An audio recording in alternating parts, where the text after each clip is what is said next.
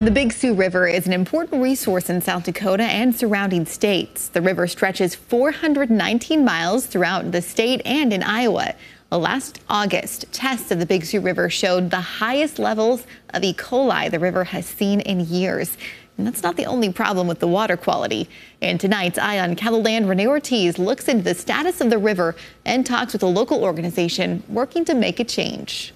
Thousands of people come here to downtown Sioux Falls to check out Falls Park every day. The biggest attraction, of course, at the park is the Big Sioux River that comes over the falls. But sadly, the river's quality has been declining for the past several years. Falls Park is just one of the many locations along the Big Sioux River where Emily Oyas checks the water quality. We're testing for E. coli, nitrates, and total suspended solids. We're collecting 3 different samples at each site, and they are getting sent to the State Health Lab in Pierre, where they're then tested. She has been a part of Friends of the Big Sioux River for close to 2 years and is also a South Dakota native. Growing up here, it was always, don't go in the river, it's really dirty, it's really nasty.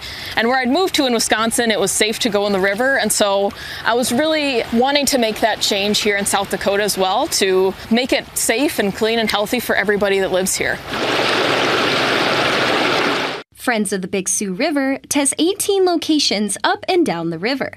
The test results are then used to determine the safety levels of the river.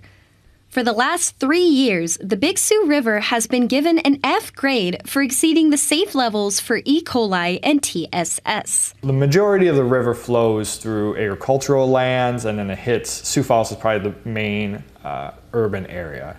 And what we've seen is a lot of runoff from fields and streets and storm drains, things like that, getting into the river. Rural areas, we really focus on putting in vegetative riparian buffer strips. So that's going to be anywhere from 50 to 100 feet of a grassy buffer. And so that grassy buffer that goes between the cropland and the stream or the river is going to help trap some of those contaminants, help them soak into the soil before they enter the river. Managing Director Travis Intiman says these stats are concerning, considering 40% of the population in South Dakota lives along the Big Sioux watershed. The Big Sioux doesn't need to be what it is today. It can be much better. At one point, the river was, crystal clear and 8 feet deep, a prairie river. Now you wouldn't call it, a pristine river, but we can get it back to that. Which is the goal of the organization. Friends of the Big Sioux River was founded in 2011 and became a nonprofit in 2015. Since then, the group has worked to raise awareness with water quality monitoring, education and advocacy work, and river restoration projects. You're finding barrels and trash bags. We found shopping carts and bikes, all kinds of different things that are actual pollutants directly in our river. Entenmann says the organization will continue raising awareness and educating to continue making positive impacts on the quality of the river. We know what's happening and what we can do to fix it. Now we just need to implement these practices. So as awareness grows, we hope that more funding and resources go to projects that directly impact water quality. With Eye on KELOLAND, I'm Renee Ortiz.